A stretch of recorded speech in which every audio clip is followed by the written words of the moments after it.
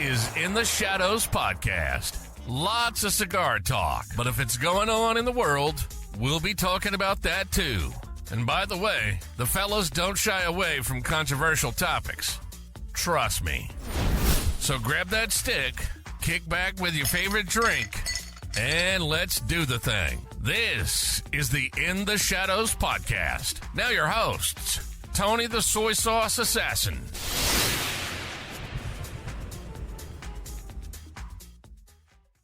Hey guys, Tony the Soy Sauce Assassin. Welcome to another episode of Shadows of Legion in the Shadow Podcast. Today we have part 2 of the Michael Herklots interview on episode 527. It's just a recording of the same stuff. But if you listen to part 1, this is the part 2. And for some people that don't watch the live show, they would rather listen to it. And that, it's for your enjoyment. A little bit long, but it's a good listening. All right, enjoy. So I have a question over there in the chat room, but before I go to that, I think one of my questions will address some of the stuff. Is that I watched one of your video and you stress about how you think core is where it's at. Limited edition stuff, you're not interested in it. So That's not what I said. Well, or like, okay, you believe core is is where it's at. So why don't you kind of tell our viewers about that concept? Like, why do you think core is where it's at? Well, it's certainly not my concept, and I'm not a believer in taking credit for things that I did not invent. And so core is the bedrock of our industry for decades and decades and decades and decades. It's only within the last 20 years, 25 years that you started introducing limited editions that now has turned into meme culture like everything else, where it's drop it and then it's gone, and here's the next thing and that's gone, and here's a new thing and that's gone.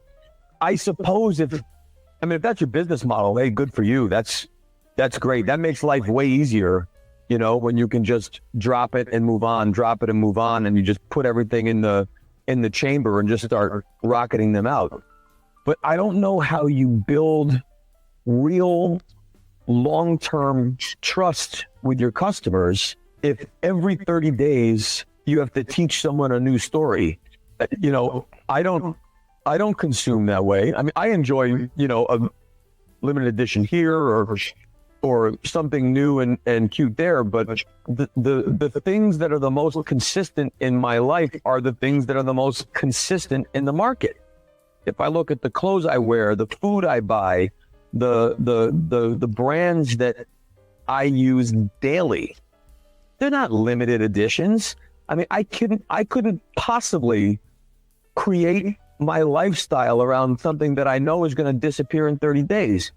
So core is how you build the brand. Now, especially as a 2-year-old business, there's, when people came to my booth at this trade show and they were like, "What's new?" I was like, "We're new. We're 2.5 years old. How much newer could we be? Sumo we launched in July. There's no way that you actually want something else. We have 5 blends of Metropolitan, 4 blends of Timeless, 3 blends of Ferio Tego, and you don't have any of them. So who cares what's new? Why don't you ask what's our best seller? Taste these blends and figure out which ones do you think really are going to resonate with your people." That's where core is king. And if you're a consumer or a retailer for that matter, and you love the energy of chasing what's new, oh man, so do I. But then when you show up and they're out, what are you going to turn to? You're going to turn to what you know and what you trust. And you were talking about good cigar, great cigar, whether you're going to go back to it. We invest our time and money in making sure that when you do go back to it, regardless of what blend it is, it's exactly the same as the last one you had. And that's not an easy thing to do, especially as you preserve and maintain blends over years. But that's what we're committed to. And I think our retail partners appreciate it. And I know consumers appreciate it. Okay. And For what I actually think limited edition is harder because now you have to constantly go in there and retry, reblend, redo, and everything is starting at the point one. I actually think core lines are more lasting. So, well, I would agree with you that limited editions are harder if that is in fact the process that every manufacturer is doing for every limited edition that they put out. Mm-hmm. However, if that's not the process, and if instead you're just taking blend number 1, making it in size number 2, putting band number 3 on it, putting it in the market, grab blend number 4, put band number 5 on it, put it in the market, grab blend number 6, go back to blend number 3, well, then that's not thoughtful. Mm-hmm. And I see through those things, and I think consumers and retailers are so sophisticated today versus 20 years ago. I think they see through it too. Cool. For those who are doing that. Yeah. Now I had to scroll back to Ben's question because he flew all the way up now. Talking about the Metropolitan. Metropolitan? Yeah. Okay. I think he said something like, hey, what's your favorite line? Ask it again. Just tell him to ask it again. Defeat the Serpent of the Year, most core lines. I did that. Smoke Suma, 60s. Okay, that's good. Batman asks, the cigar you ever have is a Metropolitan. How will you describe that line? Well, at least what's your favorite cigar in that line? So 2 different questions. Metropolitan, the host, which is sweet, the Connecticut, and the Maduro, those 3 blends were introduced 1994, 1995. They embody that moment in time in the cigar business. When we introduced Metropolitan Maduro 2014 and then Metropolitan Habano in 2016. And Metropolitan Habano is a Nicaraguan Puro. In 2016, that was the era of Ligero bomb, face melting, 60 ring gauge, unforgivingly strong blends. We brought out Habano that doesn't have a leaf of Ligero in it because Metropolitan is really meant to be a snapshot of that era. It's a style. Musically, it's like doo-wop or disco. There's a particular style that was relevant in the moment, and the artists don't change their style on the songs that are hits because now disco is over and it's pop instead. They preserve the work, and that's what we do. So with Metropolitan, when you taste Metropolitan, you are tasting a flavor that has been an American classic since the first major cigar boom in the 90s. Now, what we did is we remastered them. So it's the equivalent of listening to the Beatles on your iPhone with Beats headphones. We fixed the levels, but the flavor and style is the same. So Metropolitan is truly a snapshot of those 3 countries, their most traditional expressions of the flavors that were the most popular from those 3 countries. And now they're just enhanced a bit with a bit more body, but the flavor is the same. So, and I don't have a favorite. They're truly remastered. Yeah. Cool. All right. Next question. That one might be a little bit harsh. Who do you treat in this cigar industry right now as your rival? Because everybody have a rival and they look to beat them and then do better, right? Who do you see as a rival that you want to beat? See, that's not the way I approach the work. I don't think anyone is making cigar blends the way I make them. Mm-hmm. So, does use Dave Matthews Band, do they view another band as their rival fighting for tickets? I mean, the Dave Matthews Band is putting out albums and they're on tour, and they're making work for themselves, and they're hoping an audience resonates with it to buy the album or to show up to their show. That's my philosophy. I mean, I look at all the other cigar companies as other bands. And so they're not rivals because I'm not looking to beat them. I'm looking to make sure that I don't step on their toes, that I don't somehow replicate what they do, because then I'm not being true to myself as an artist.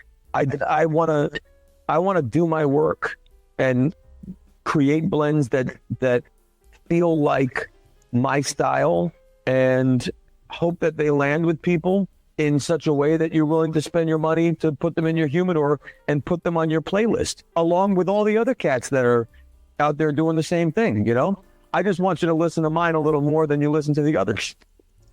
So it's I guess you see it as like a fair competition. Like everybody's create art. I do mine, you do yours. Hopefully, you like mine better, kind of Yeah, thing. man. Listen, there's enough to go around, man. I mean, especially again, I'm 2.5 years in.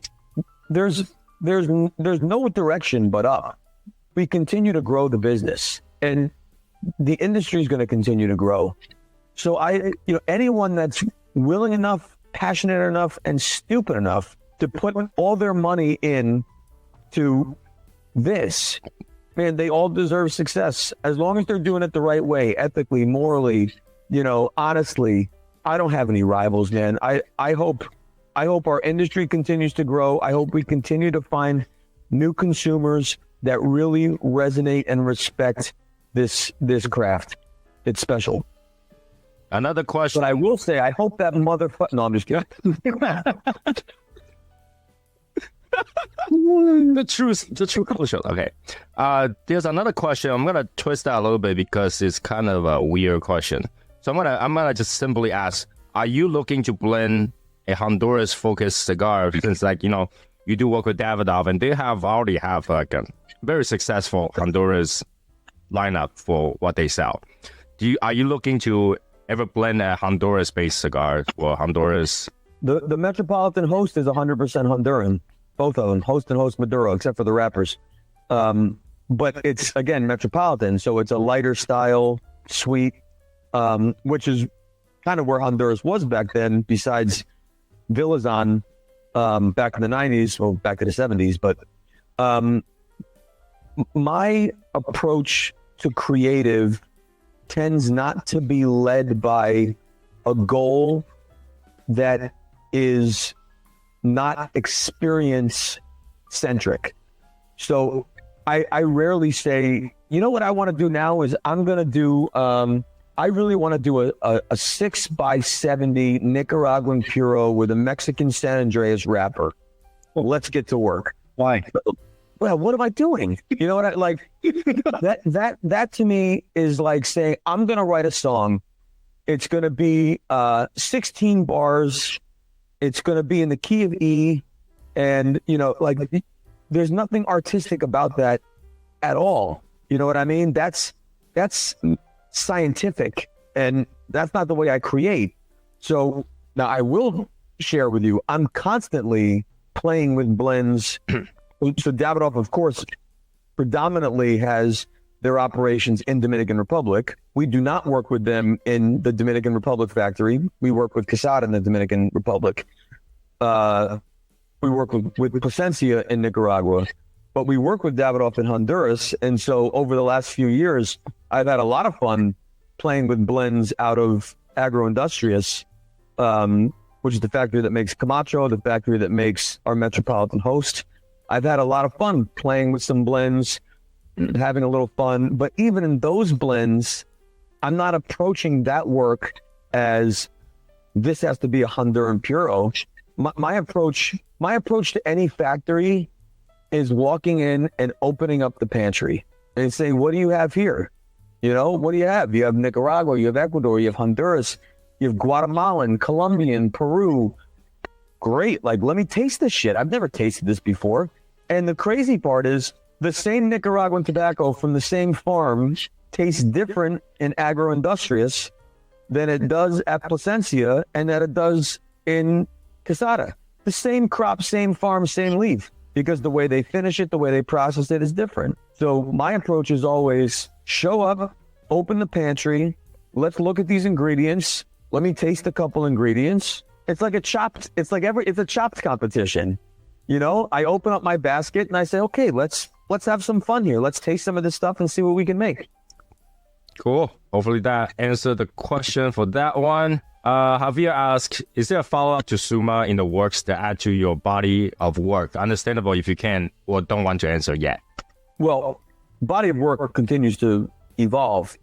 I got 4 sitting over here in my ashtray that I've been working on just today.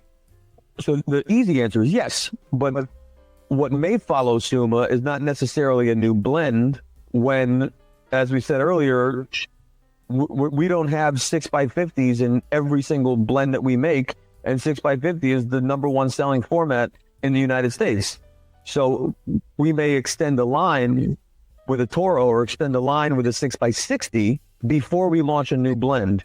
For me, the rhythm of launching something brand new that requires a new story, I'm very aware of the challenge of telling the story, especially as a new artist. People still have to discover the work. And I am as excited today about Suma as I was in July. It's still brand new. So of course I'm working on stuff, but I'm not sure I'm ready to release another album yet if I just released one in July. You know what I mean? So I know that's not the popular approach to consumerism, but if you look at retailers, there is not a single retailer on the planet with 4 shelves open waiting for what's new. Every single retailer is full. So why am I going to continue to push my partners to bring in new when we can sell more of what's already selling better? That to me is the most important part. And there's no way, I don't talk out of both sides of my mouth. Core is king. So if we have Elegancia Generoso Suma, Elegancia and Generoso once a year, Suma is core. So Suma is throughout the year. And I saw someone ask that earlier. So Suma is not made yearly. Suma is made throughout the year. Then you add the Timeless and Metropolitan below that. You're talking 13 blends across something like 60 or 70 different cigars.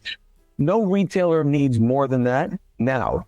And so what I need to do is make sure that I'm still creating, I'm still writing songs, I'm still keeping sketches and writing lyrics, right? Whatever analogy you want to do, so that I have things in the chamber ready to release. But, I'm not Taylor Swift here. I'm not dropping 15 songs and then dropping another 15, 45 minutes later.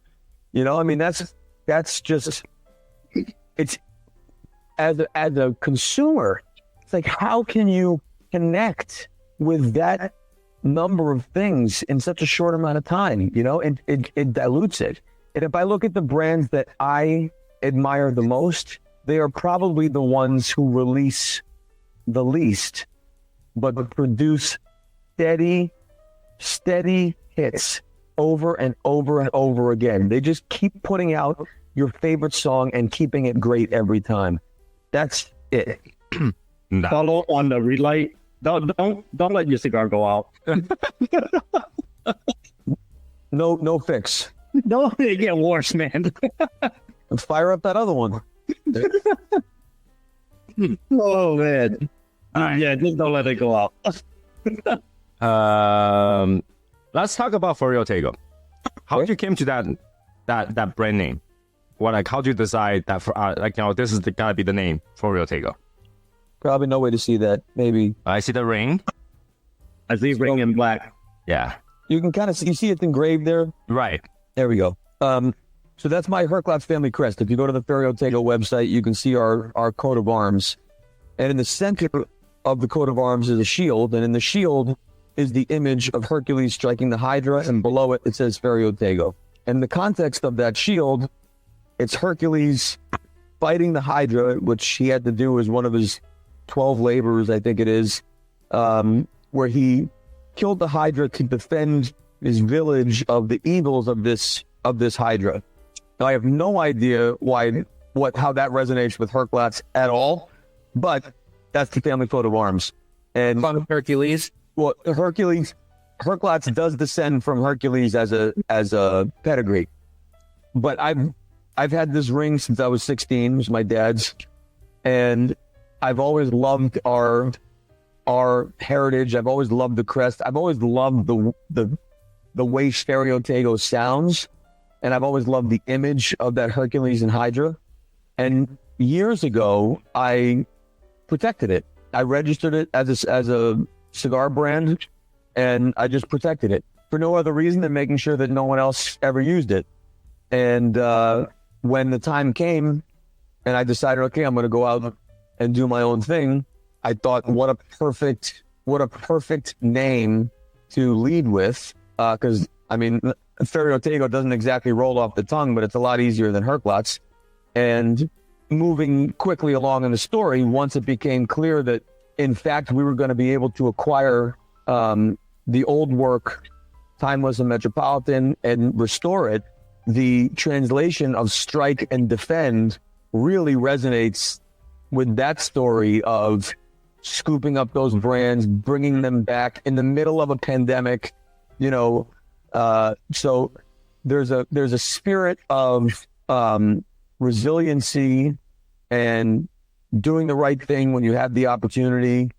And I just thought, man, this is perfect. So everything you see there is right off this ring. There was no marketing panel assembled. It was literally, my mom is an artist, and I told her we're going to do Ferio Tego. So she was, between her and my buddy Steve, and originally we were taking the literal family coat of arms and putting it onto a cigar band, and it looked terrible. It was just too much going on. And I went home, I think for Christmas, after Nat closed, and I knew we were doing Ferio, and I realized that there was just too much extra stuff going on. We weren't focusing on the thing that mattered most, which was Hercules striking the Hydra and the words Ferio. And so I kept zooming in, and I traced it, and I showed it to my mom, and I was like, can you artistically draw this?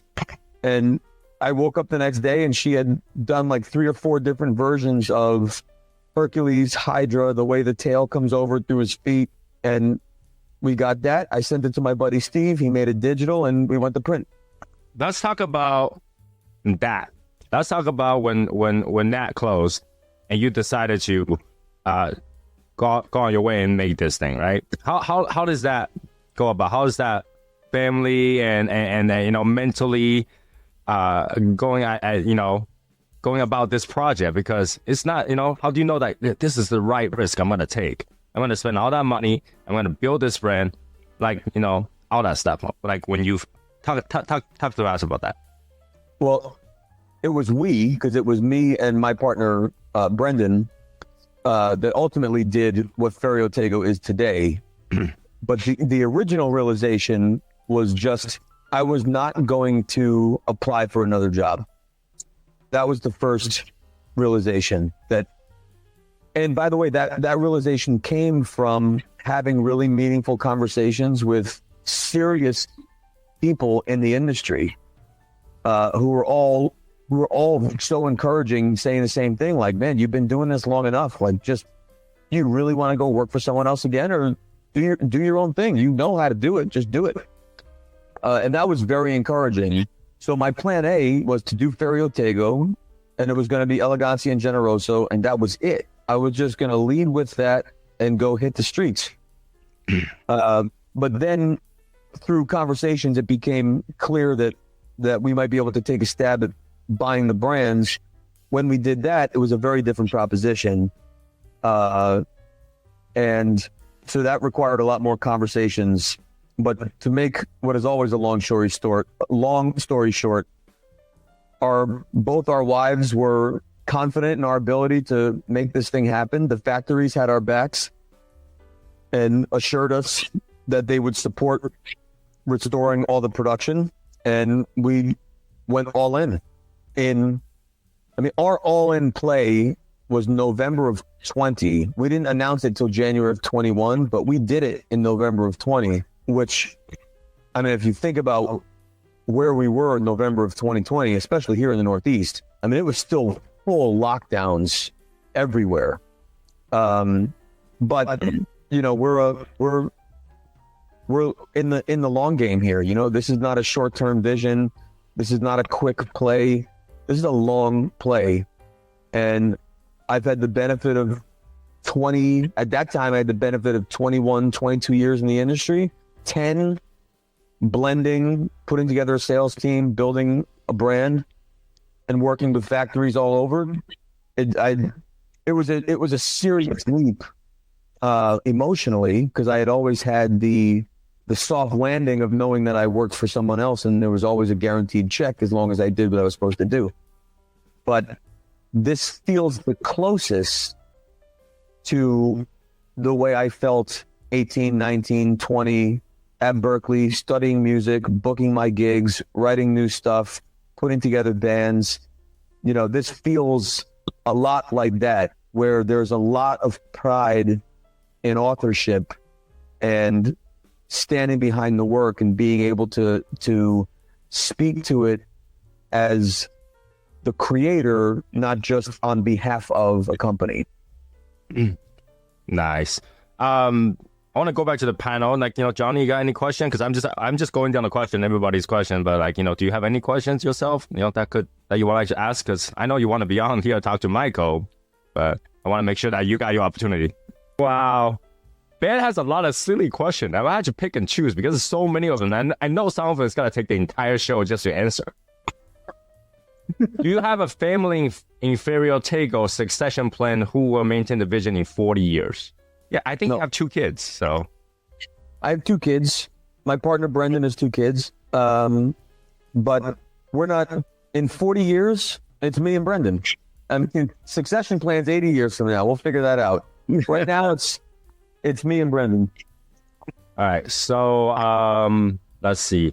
I think somebody asked whether or not you were planning to do like the year of Snake, because like everybody's hopping on that bandwagon of releasing the year of, and Snake is kind of Hydra, kind of thing. No, that's a again, that feels very gimmicky to me, and that's not us. At least not right now. Not going to say never, but why would I get someone? Imagine as a brand new company, I have people asking for a thing that is sold by 20 companies. I mean, that creates the most opportunity for someone to buy something else other than mine. So the last thing I want is to be confused with another brand or another project. I want it to be so crystal clear of Ferio Tego, it can't be mistaken. There we go. Factories on board, financially also. Well, that's probably why he had a partner. What was the question? He says factories were on board, but financially also. So like when you go through this project, financially, it's not cheap. It's not a cheap thing to do. So financially, especially when you prop up 9 blends at once. Mm-hmm. Yep. It's not cheap. So I mean, I've been on record saying this when we first started. So just Brendan and I, we don't have any crazy partners. It's Brendan and I, we're 50-50. We have no investors. We have no other partners. It's me and Brendan. But when we first started, we said to all the factories, the good news is the work isn't going away. The production isn't going away. The bad news is we don't have any money for deposits now because we just did this transaction and we have to keep moving forward. And every single factory at the height of their boom said, no problem. We'll start the work. Don't worry about it. We believe in what you're doing. And not only did they start the work, but they put us in front of other customers to make sure that we got our order on time and that we can get to market as fast as we could. So I mean, I have a lot of gratitude to Casada Plasencia and Agroindustrias, which is Davidoff, for believing in our vision and getting us our inventory so we could start selling. And since then, we've taken every single dollar and plowed it back in to production. So yeah, that really goes back to the factories willing to do all that and the contribute to the success of it, right? Yeah, so no one invested, but they invested their time and money as it relates to product and production, certainly. And that was a big risk for them. They didn't have to do it. Especially when they were at maximum capacity. Yeah. Right? No one was looking for new customers during 2020, 2021. Every factory was at maximum capacity. A better man asks, do you have reps on the ground for brick and mortars? Yeah, we're distributed by Davidoff USA. So we have the benefit of their entire distribution network. Plus, all of their reps, all of their channel managers. If you guys like it enough, can tell your brick and mortars. A lot of brick and mortars based on what their client says, right? Their client says, I really like this, bring this in, they probably would. Look, it's a risk.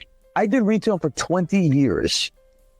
Now, I go back to the 90s. So at that time, it was the cycle was different. When I started, the retailer discovered the brand and then evangelized that brand to their customers to get them to love the brand as much as the retailer did. That's changed a bit because of social media, where now retailers wait for consumers to ask for the product so retailers can guarantee that it turns. So the wheel spins the other direction now. Brands have to speak more thoughtfully to consumers so that consumers go to retailers and ask.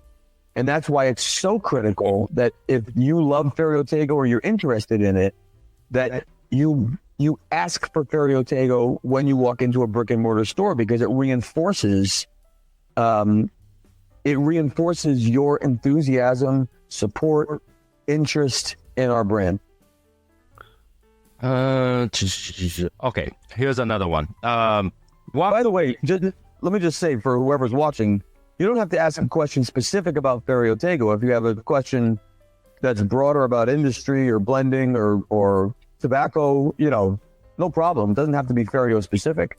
And while you're saying that, because the next question will be a funny one for you to answer as well. What will be one particular cigar that's not Ferio Tego that you smoke regularly that you enjoyed? Oh, man. I wouldn't say there's one that I smoke regularly. I'd say there are brands that I smoke more regularly because I love the brands. I have to have a connection to a brand to want to consume it. To me, it's a very intimate relationship. I'm going to invest my money. I'm going to ingest it. I want to be connected to that in a meaningful way. So if I think of the brands and the people who have helped me and believed in me and supported me, I mean, you got anything from Quesada, anything from Plasencia, Davidoff. Those are obviously no-brainers anyway. I've known Jonathan Drew for 25 years, so I look at Jonathan as a boutique guy that used to come in banging on the door asking for help. The same with Rocky. So I have a different perspective of them and how they have gotten to where they've gotten. So I love to revisit some of their stuff. La Flor Dominicana is a big one for me. Pollo de Nicaragua, a big one for me. Those guys were coming up as I was coming up, and they treated me like a grown-up when I wasn't one, and I will always remember that. My friend Hostos Fernandez, who is a nephew of Manolo Quesada, now has his own factory. He's making some stuff for Warped and making some stuff for other folks. Man, to see him now, and we actually started about the same time out on our own, and it wasn't a year before when we were together in Dominican saying, man, I wish we had the balls to just go out and do our own thing. And then within a year, we're both out doing our own thing. And he's making incredible cigars. That's La Isla, Tabacalera La Isla. So I love smoking stuff from people I love. It's a more accurate way for me to answer that question. Okay, that's legit. Bercio's Snake was introduced. What? That question is weird. You left Davidoff right before the first year Snake was introduced. Is that why you left Davidoff? What? I assume that's humor. No, I left Davidoff because the Nat Sherman opportunity was a game changer. Oh, there we go. Okay, I think understand that now. Okay. What do you think about, in your opinion, Cuban cigar versus the New World cigars? Well, I heard someone once refer to non-Cuban cigars as free world cigars. A free world cigar, okay. which I like a lot better than New World. The biggest difference, there's two big differences. The first difference is location. If I'm a wine guy, you cannot grow Cabernet in France, Italy, and California and expect that Cabernet to taste exactly the same. It's an impossibility. Mm-hmm. And tobacco is exactly the same. So tobacco from Cuba tastes and burns and behaves like Cuba. And there is no way to replicate that anywhere on the planet. The second biggest difference is the business model. In Cuba, everyone's working for the same person. In all the other countries, you have private enterprise. And so you have the ability for individual business owners to make their own decisions about how they invest their money and create their products. The most expensive part of making anything is the time between raw material and cash. And so what is so great about three world cigars, Dominican Republic, Nicaragua, Honduras, Mexico, Costa Rica, United States, is it leaves it up to the businesses to make those decisions. And then you also have the ability to use other tobaccos from other countries. And so you have a much wider pantry of ingredients, which gives you an opportunity to create a level of depth and complexity and newness that I think is more difficult to achieve in Cuba. Now, that said, I like Cuban cigars when they burn good and they taste good. I guess I can say that for any cigar. I like it when it burns good and tastes good. But I do appreciate Cuba because it's a flavor that I can't develop or create. It's like I can't play violin. So when I hear a violin, I have a certain appreciation for that instrument because I have no capacity to understand what it takes to play that instrument. However, if you use wine as the adjacent analogy, for example, there were years where wine was always up against France. In fact, there was a very famous competition, a blind tasting competition in 1976, where they put California up against France in a blind competition, and California won in France. The interesting thing, though, is at the time, the reason they won was because they were trying to taste like France, and they were able to achieve a style that was elevated, but in that French style. But if you look at a lot of California wines today, they have moved away from trying to taste like France and they've embraced trying to taste like themselves. And I think that's really where we are when you look at the American market. I don't think any cigar company today is motivated by trying to taste like Cuba.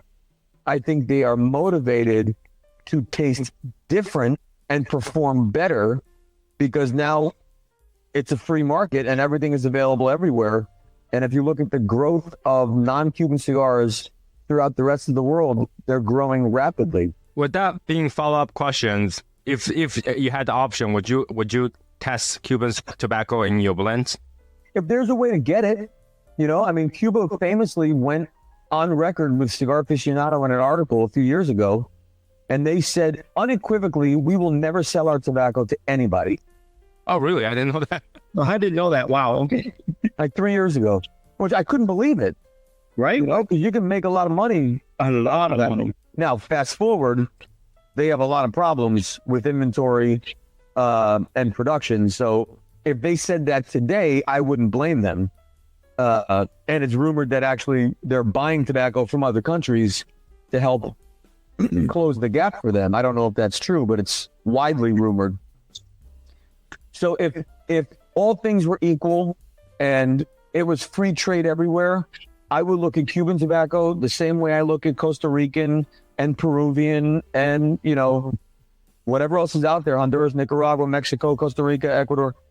It's an ingredient. And if it's available and we can take it and process it the way we want to process it and turn it into a flavor that is compelling enough to put it in a blend, fuck yeah, I'm in. Yeah. Well, Nice. if Cuba doesn't sell their tobacco, then how do we get some of the undisclosed tobaccos in our free world cigars? Then you're believing that they're Cuban. But I mean, the rumor is that some manufacturers have Cuban tobacco in their cigars. They're just undisclosed. I mean, we all know who that is. I mean, Listen, I've been around 25 years. That's been rumored since then. Here's the real difference, or here's not the difference. I think the consumers in our industry are chasing the wrong ghosts. When you listen to a record, you listen to the song, you pay attention to the lyrics, the rhythm, the style, the lyrics, the composition, you make an assessment. I've never seen a review of an album where they're talking about what drums the guy is playing, what microphones were used on the session, what drumsticks did the drummer play. When you're drilling into that level of detail, you're talking about things that honestly have no true impact on your ability as a consumer to make better decisions about what you want to enjoy. And a lot of that is because no one in our industry is compelled to tell the truth. With wine, you have to prove it. There's a governing body. There's rules and regulations. If you want to bring out Bordeaux, it has to be 3 years in bottle. But our industry doesn't have that. And because our industry is such that in order to be consistent, the blends must change, you're constantly swapping one tobacco for a different tobacco in order to make sure that the experience of that blend is identical. So the idea that somehow this blend uses 10-year-old Criollo 98 Seco, if every manufacturer held firm to that level of detail in their blends, no blend would be consistent, because 10-year-old Criollo 98 Seco changes every year depending on what happened that crop 10 years ago. And so I think it's a cycle that we have fallen victim to, where we're playing into that narrative that detail is important. And so everyone gets more and more detailed because they're feeding the beast that people want to consume more of this level of knowledge. It's honestly of very little value. What is of more value is, if you smoked Suma today, is it the same as the first time you smoked it? And if you want to drill in a little deeper, then take a look at where those tobaccos come from ish. This is Nicaragua, this is Dominican, this is Honduran. But it goes back to what I would never approach a project to solve for or to introduce or feature an ingredient, because you're chasing the wrong thing. You have to, at least for me, I have to focus on the painting I'm trying to create, the song I'm trying to write. And as you're doing that, if I'm trying to record an album and the song's just not doing what I want it to do, well, then maybe I'm going to tell the drummer, I want that bass drum deeper. Get rid of your 20-inch. I want a 24-inch kick. That guitar sound, change you have a hollow body, make it solid body. You're making these decisions to create the song that you want. But who gives a shit? What strings the guy put on his guitar? You know what I mean? That's not the important detail. And we get distracted by details that are really less important. And then we play into it. So undisclosed, why are they undisclosed? Because they don't want to tell you that it's not Cuban. That's why. Fair enough. Talk that shit, man. That this here cigar life. Okay. All right. How about let's talk about what's your thought or opinions on the fight against the FDA. It's never ending. It's just going back and forth, never ending. Never ending. It's we are in a very unique moment in the fight, because for the first time ever, we have had favorable judgments towards us, which actually were not favorable towards us. They were just unfavorable towards the FDA. And I actually think that's the thing that's the most meaningful. That I don't think anyone is advocating, hey, this is good for you. This is safe. Do this twice a day, right? No one's advocating this. This is an adult decision, just like alcohol and other hobbies. But if you are going to regulate something because it is inherently dangerous for humankind, when you're going to make a claim like that, you have to defend it. And what the premium cigar industry did early on was say, hold on, don't conflate us with the rest of the things that are made with leaves, because we are completely different. And it was just easier to say, these guys are crybabies, they're so small, who cares?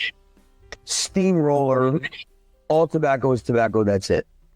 We were very lucky to get the judge that we got, who looked at this case reasonably, Judge Mehta, and said, if FDA went so far as to consider whether handmade premium cigars are different, which if you go back to 2014, there was option 1, option 2 in the definition that went to comments to the public.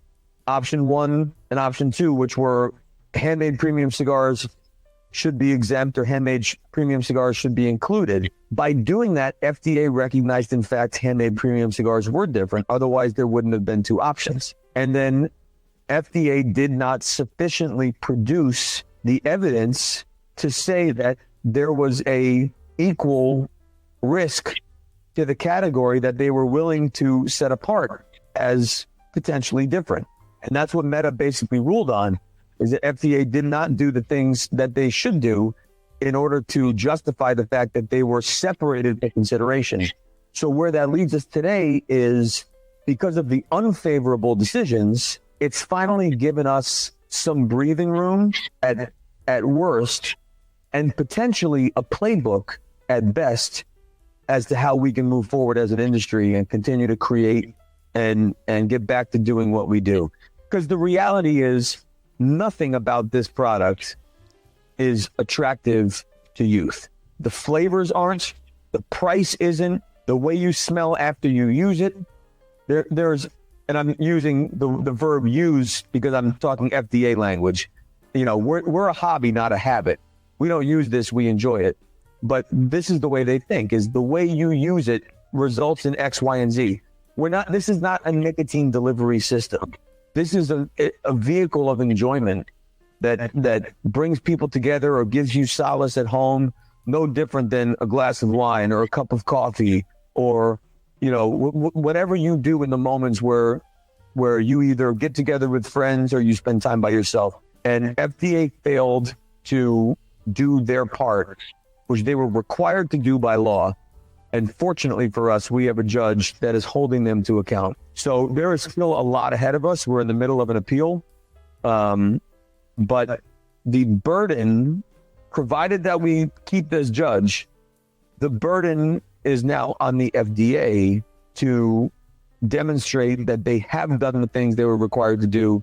And so far, the cigar industry just filed their appeal. So far, it looks like the FDA has not done it. And in fact, they've actually tried to sneak in evidence that they should have included in the first round that they lost.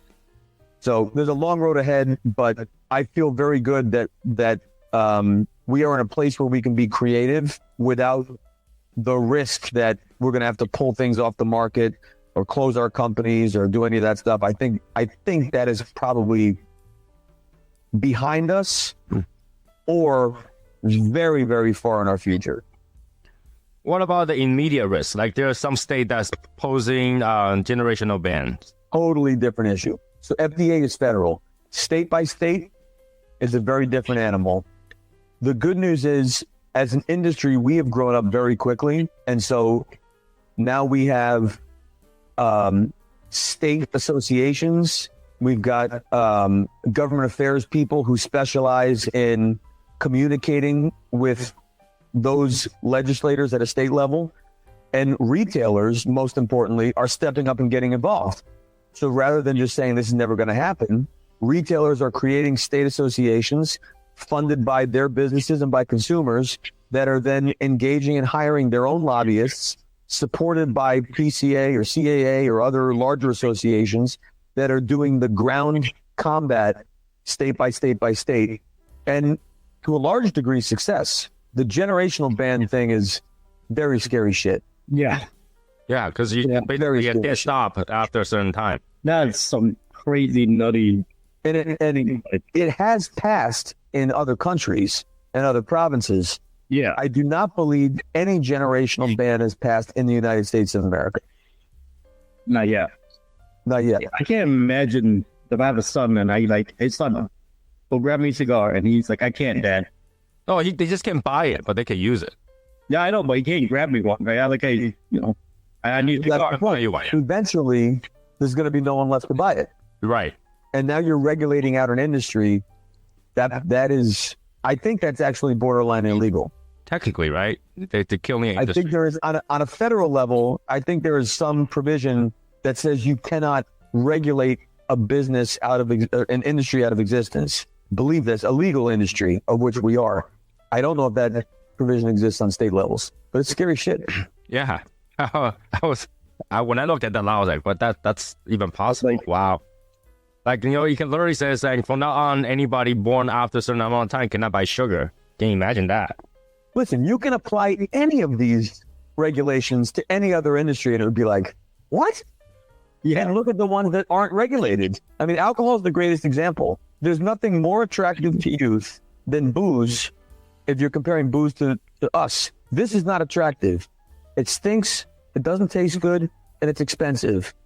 But you can buy Freezy Pops that look just like my kids' Freezy Pops that are for adults that are cherry-flavored, booze-filled popsicles that come in the same box. And that's totally legal. Yeah. And that's a fight, by the way, that's already happened, and we're not going to win. And we could drive with this. I'm just saying. God, my man. He can drive.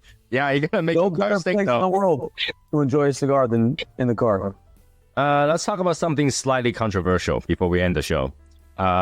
Moving PCA to March, well, earlier in the year. Yeah.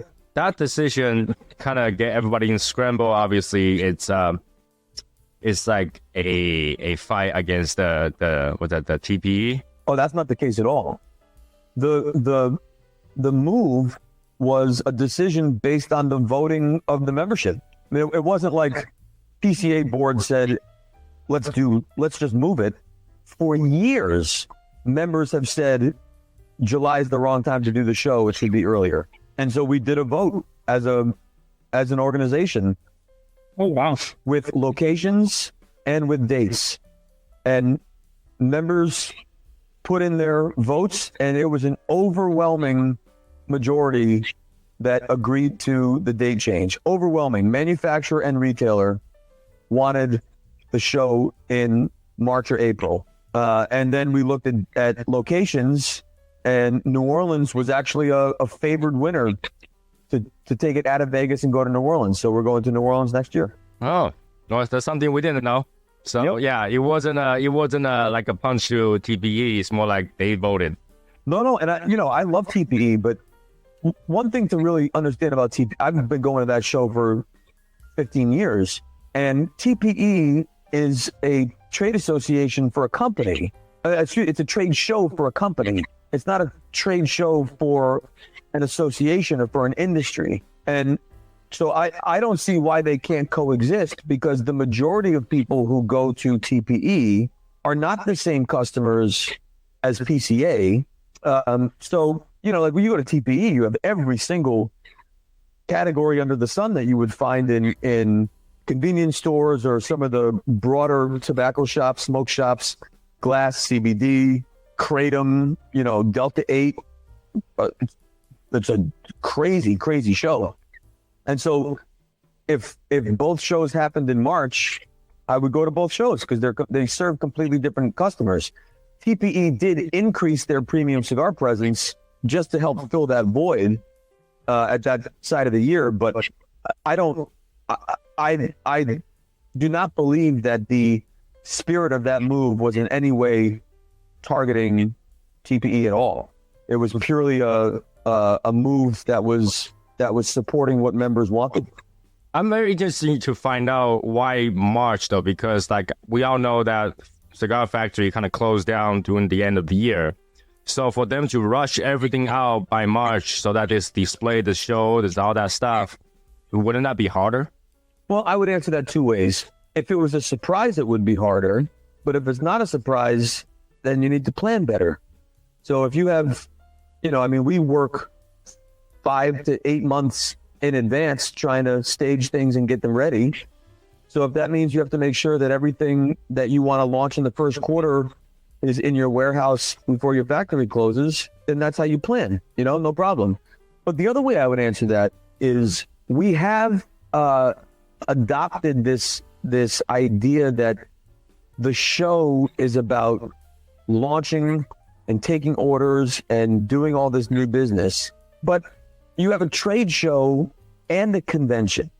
And I'll tell you, this year, the convention side was one of the most successful conventions I've been a part of in the 21 years that I've been going to the show, 22 years. The seminars, the education, the workshops, the experiences that were not commerce, that happen out off the trade show floor, that provide the opportunity to make your business better. That's really should be the priority of any convention, is that side of the business. Then you go to the trade show and you see what's new, or you see, an important vendor and you talk about your business and how to be better partners. That's great. But I feel no pressure as a manufacturer that I have to have a booth full of new products ready to ship at that trade show. I don't let the trade show define my launch strategy. For me, the work is ready when the work is ready, and off it goes. And so this year, I think, felt rushed only because of the gap year between July and March. But moving forward, everyone now knows for 18, 20 months that the next show is going to be in March. And that's plenty of time to be prepared, have stuff positioned properly and ready to launch. And the other thing is, even though you announce it, doesn't mean you ship it. And we saw that even when the show was in July, stuff didn't drop until November. So if you're announcing something in March and it releases in July, that's really no different than what's been happening anyway.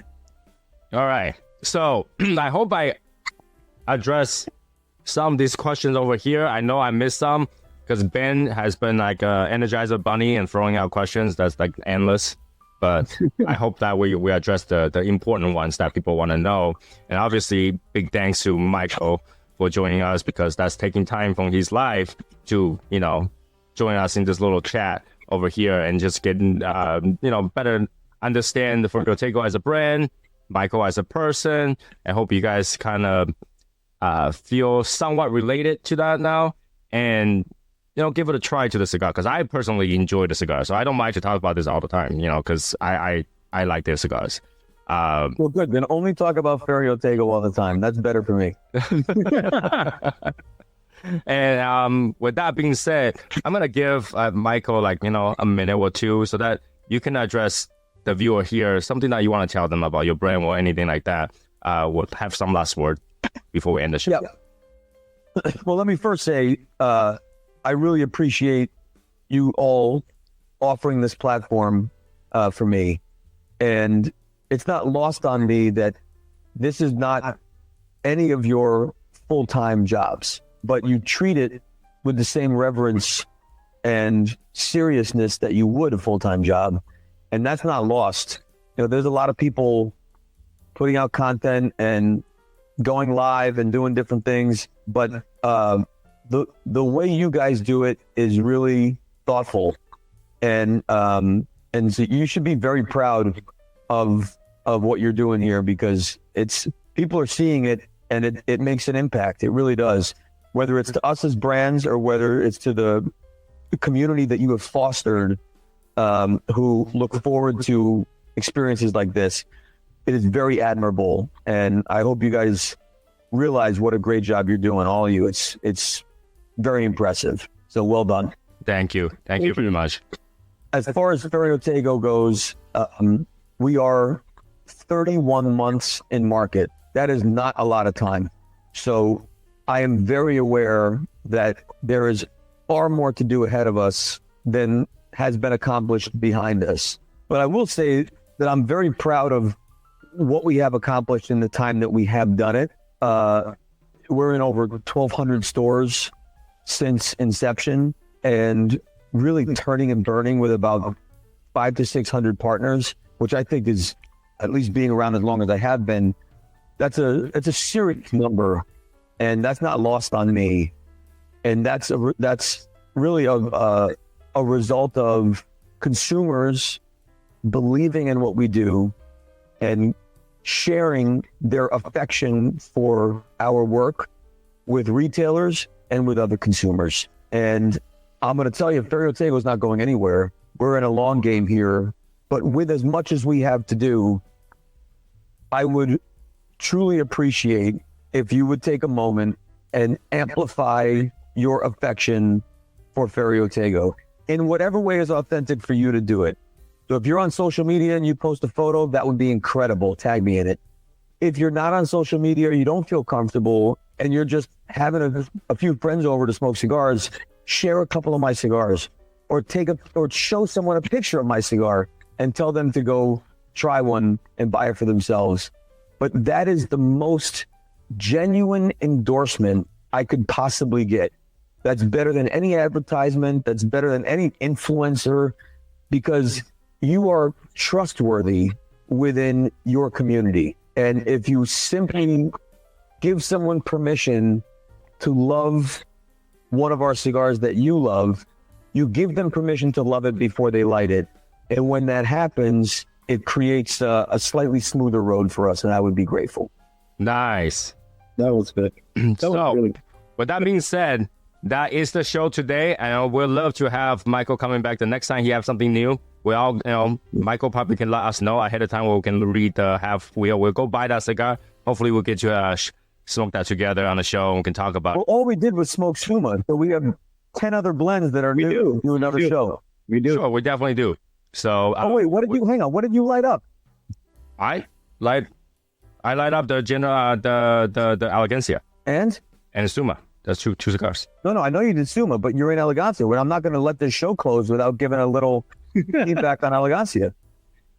Well, this is one of the first two that I smoked for your brand, and I actually love it. Yeah, and it's doing exactly what it did. Oh yeah. But keep in mind, I had these cigars when I bought them quite a bit of amount, and so when I have them, it's the same batch from that original. So is that 2021? Is that original or 22? I think so. I think that was 2021. Oh, great. Yeah. So I got 2022. Generoso. Yep. Yeah, great. And I had to say, Generoso is better than Elegant. I like it a whole lot. Have we approached bitter yet, or? Oh, not yet. Oh, good. Second, third. Just leave the bitterness alone. No. Hey, man, it's not a criticism. I'm just curious where we are, and if it happened or not. Oh no, Johnny, what did you do? Yeah, no, it's nice and smooth, cereal texture. Everything. Yeah, that viscosity, exactly. Yeah. Johnny? I smoked both Sumas. I started off with the Corona Gorda, and then I'm on the Robusto now. So Corona Gorda, I prefer it. It's bolder. Robusto, creamier, smoother. Yeah, for me, the Corona Gorda has a little bit heavier woodiness and spiciness, whereas the Robusto comes across a little flabbier, more of that viscosity. Yeah, this is really creamy. Like the fact that he talked about flavor. I love it. And I'm still on the same torpedo I started with. I gotta go get some of that torpedo because I see some people talking about torpedo is really good. So I wonder if there's a huge difference between a torpedo and a Robusto I'm smoking. So, well, and I would also encourage you, and Eric, you too, bro. I know you don't like 60s. I don't favor 60s. What I will tell you is, because I have to make 60s, I make 60s with real serious intent. And so that means that it's not just making the blend, saying, okay, put in these 4 sizes and go. We're editing the story based on the format. And the 60s, whether it's Panamericana, Supreme, Prestige, and especially on Sterling, on Suma, bro, the 60 is delicious. Oh man, I haven't touched a 60 in a little bit, man. I'm telling you, don't buy a box. Just buy one, just to experience the version of the story in that format. Michael, it's hard not to buy a box when I know you now. I was like, oh, good, buy a box. Buy a box. All right, cool. So yeah, we will definitely invite Michael back again when we go through all these cigars. We're gonna do some reviews on those cigars. Of course, we have our backlog, and I hope everybody enjoyed them and then try to review them with us. And follow us. Follow Ferio Tego. Follow Michael Herklots. Oh yeah, and then Instagram. They have Instagram. They have YouTube. We don't have much on YouTube, unfortunately. I need help there, but We do have Facebook, Instagram, Twitter, or whatever used to be Twitter. Yeah. We're there. And go follow them. Go tag him so that every time he can come back and read your feedbacks. And And if you have a question that we didn't answer, just send me a message, and I would gladly answer it. it'll be easier for me now because I have his number. I just text him. That's it. Text me. Just don't put it in the comments. Put it in the comments. I don't care. All right, so that will be it for our show. Hope you enjoyed it. For those people who still want to chat, Discord is where you go. And I'll see you guys next time. Bye, guys. See you. You've been listening to the In the Shadows podcast. There's nothing like a fine cigar, and that's our passion. And on the show, we'll talk about everything and anything cigars. And you know what happens when you get a bunch of guys together smoking cigars. The conversations go on. And that is what this show is all about. We hope you've enjoyed it. If you did, make sure to like, rate, and review. Remember, everything you need is on YouTube at Soy Sauce Assassin. The live show is every Wednesday and Saturday at 9 p.m. Eastern. And get cigar reviews. Wishing you long ashes. We'll see you next time on In the Shadows podcast.